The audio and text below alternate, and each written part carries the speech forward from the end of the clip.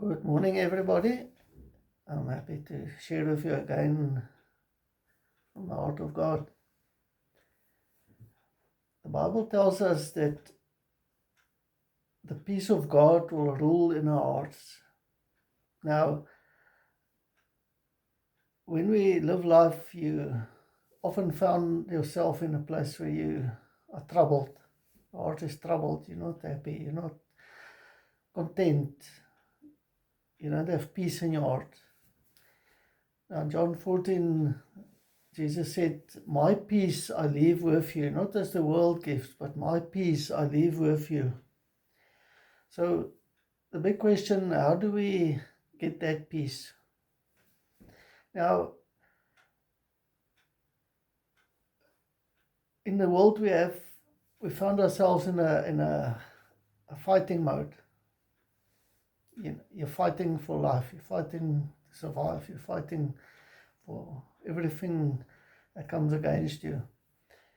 Now, Jesus won the battle. When he died on the cross and he cried out on the cross, "It is finished." He finished all battles. He finished the battle that there was with Satan, because Satan is the enemy. There's no other enemies. The scripture tells us our fight is not against flesh and blood, but against principalities and powers, against the rulers of the dark ages, and that is the devil. And Jesus gave us the victory when he cried out, "It's finished." The victory became ours. When we invite him into our heart, when we put ourselves in him and him in us, we are in victory over Satan. And because of that victory, we can live in the peace of God.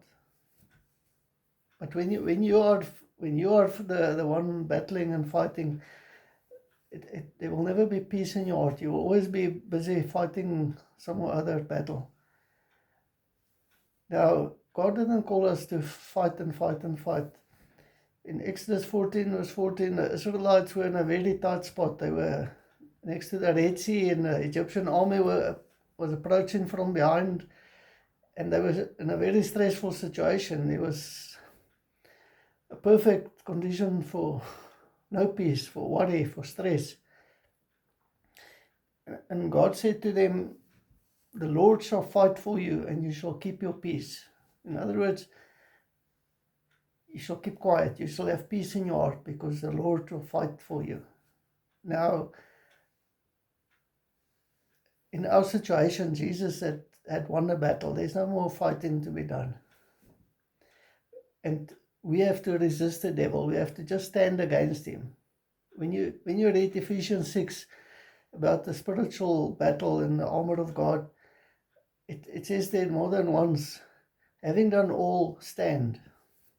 So we have to stand in our victory. We have to stand in the peace of God that he had given for us, because he was the one. He's the one that was victorious. He's the one that won the battles. So all we have to do is put on the armor of God, stand on the word of God that the battle is won. There's no more battle to fight.